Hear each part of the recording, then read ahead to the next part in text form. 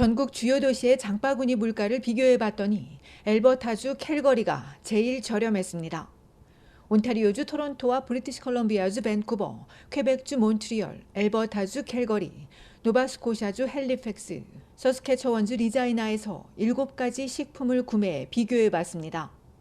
7가지 식품은 버터 1파운드와 토마토, 사과, 닭가슴살, 간 쇠고기 각각 1kg씩, 12개 들이 계란, 쌀 2kg입니다.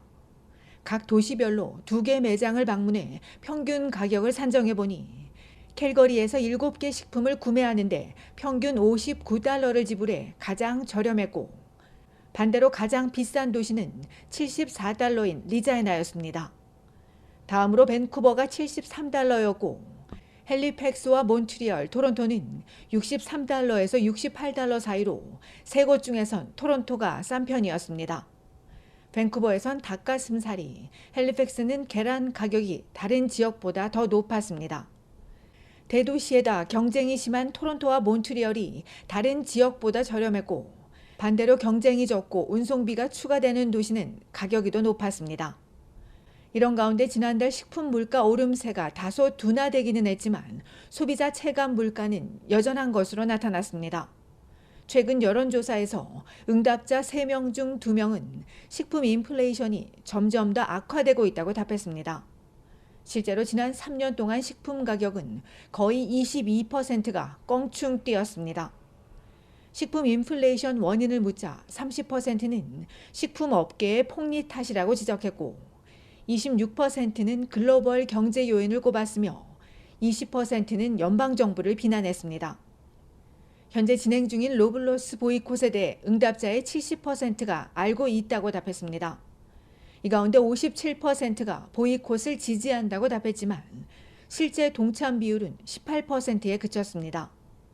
또 2명 중 1명은 로블로스만 보이콧하는 게 불공평하다고 답했고, 3명 중 2명은 보이콧이 가격 인하로 이어지진 않을 걸로 봤습니다. 로블로스 대체 매장으로 40%는 코스트코와 월마트를, 31%는 소비지 등 다른 매장이었고 23%는 독립마트나 지역 매장을 찾았습니다. 한편 연방정부는 장바구니 비용 부담을 줄이기 위한 방안으로 캐나다에 진입할 수 있는 미국의 저가 식품업체를 찾고 있으며 실제로 미팅을 가진 것으로 알려졌습니다. 정부는 새로운 해외 식품업체가 만병통치약은 아닐 수 있지만 5개 주요 업체가 시장을 독점하는 만큼 시도해 볼 만한 가치가 있다고 강조했습니다.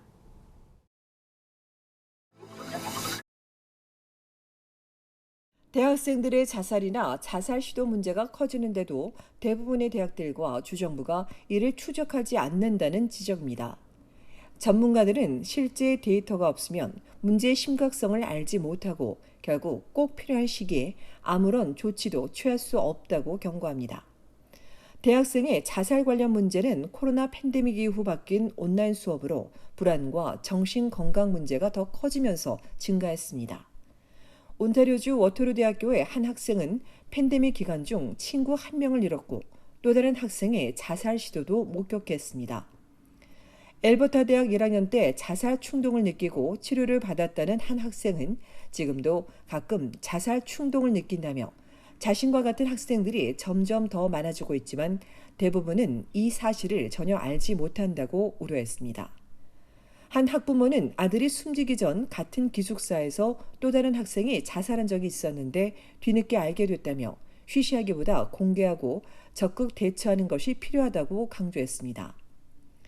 캐나다 학생회 연합과 캐나다 정신건강위원회의 2022년 9월 보고서에 따르면 대학생 4분의 3이 팬데믹으로 부정적인 영향을 받았으며 특히 나이가 어리거나 외로운 학생들의 위험은 더 커졌습니다. 일부에선 정신건강보다 성적과 성취를 우선시하는 엄청난 압박이 독소일 거라는 분석도 나옵니다. 이처럼 대학생 자살은 이어지고 있지만 캐나다 대학의 70%가 재학생의 자살이나 자살 시도를 추적하지 않는 것으로 나왔습니다. CBC가 전국 주요 대학 52곳에 최근 5년간의 자살과 자살 시도에 대한 데이터를 요청했습니다. 그 결과 15곳이 추적하고 있다고 답했지만 단 6개 학교만이 실제 수치를 제공했습니다. 데이터를 공개한 대학은 토론토 대학과 욕 대학, 워터루, 트렌트 대학, 콩코르디아, 라발 대학입니다. 이어 나머지 37개 학교 중 24개 대학은 개인정보 보호 등 여러 이유를 들어 관련 데이터를 추적하지 않는다고 답했으며 5개 학교는 자살만 따로 분류하지 않고 의료 사건으로 추적한다고 전했습니다. 연방통계청에 따르면 2000년 이후 15에서 24세 청년의 자살은 사고 다음으로 두 번째로 높은 사망 원인입니다.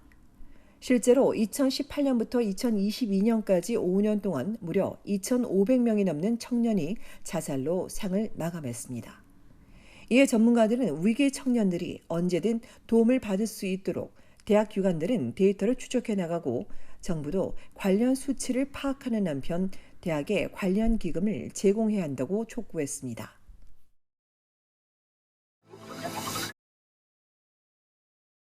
도움이 필요하다며 돈을 보내달라는 문자를 받으면 무조건 사기를 의심해야 합니다. 보이스 피싱 사기에 이어 문자 사기가 늘고 있는데 온타리오주 에이젝스에 사는 한 여성은 딸의 문자를 받고는 $2,500를 보냈다가 모두 잃고 말았습니다. 전화기가 고장나 새 전화기를 샀는데 은행을 설정하지 못했다며 미납된 $2,500를 전자 송금해달라는 딸의 문자를 받았습니다. $2,500를 보낸 엄마는 하지만 이체 이후 아무런 연락이 없자 이전 딸 번호로 전화를 걸었고 그제서야 사기당한 걸 알게 됐습니다. 이름 철자가 너무 정확해 딸인 줄 알았다는 엄마는 이런 문자를 받으면 누구나 도와줄 수밖에 없다며 자신과 같은 피해가 없기를 바라는 마음에 제보했다고 전했습니다. 캐나다인 95%가 스마트폰을 사용하고 있기 때문에 이를 표적으로 한 사기꾼의 스미싱 사기가 증가하고 있습니다. 이들은 소셜미디어를 샅샅이 뒤져 피해자의 이름과 전화번호, 주소 등을 알아낸 뒤 진짜인 것처럼 속이고 있습니다.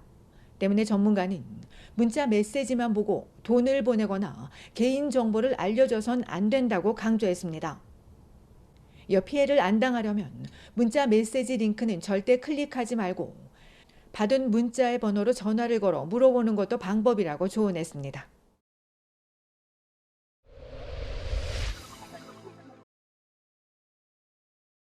온타리오주 LCBO 매장에서 뉴트릴과 함께 제공된 사은품 텀블러에 대한 리콜 조치가 나왔습니다.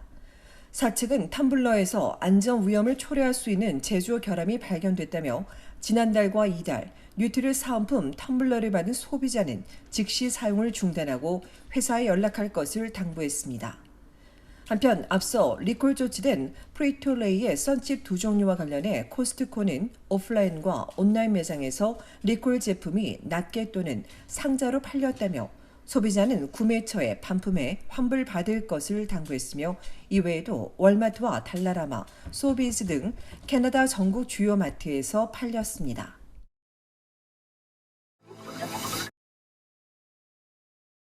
퀘벡주 몬트리올의 한 골목에서 격렬한 집단 패싸움이 벌어져 3명이 숨지는 사건이 발생했습니다. 어제 저녁 7시쯤 플라토 몽 로얄 디스트릭트 지역 골목에서 집단 패싸움이 벌어졌는데 이 과정에서 15세 남학생과 23세, 25세 남성이 가해자들이 휘두른 흉기에 찔려 위독한 상태로 쓰러져 있었고 신고를 받고 현장에 도착한 경찰이 피해자들을 급히 병원으로 이송했으나 결국 3명 모두 숨졌습니다. 경찰이 출동하기 전 달아난 용의자 10여 명을 추적하고 있다는 강력범죄수사대는 어제 이어 오늘도 범죄 현장 주변을 통제한 뒤 주변 폐쇄회로 화면을 찾아 분석하고 증거와 범행 동기 등을 파악하는 데 주력하는 한편 현장에 담긴 동영상이나 목격자들의 적극적인 제보를 요청했습니다. 최근 몬트리올에서 살인사건이 급증한 가운데 숨진 3명은 올해 몬트리올에서 발생한 14번째, 15번째, 16번째 살인사건 피해자로 기록됐습니다.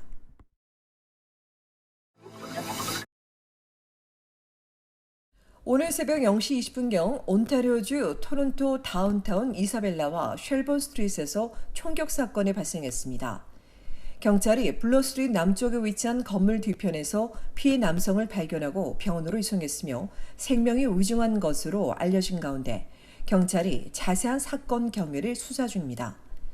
이보다 앞서 어젯밤 10시 20분엔 뉴스역 서쪽 셰퍼드 애비뉴 웨스트와 옥데일 로드에서 오토바이와 승용차가 부딪혀 23세 오토바이 운전자가 병원으로 옮겨져 치료를 받고 있으며 현장에 남은 운전자 등을 상대로 경찰이 사고 경위를 조사하고 있습니다.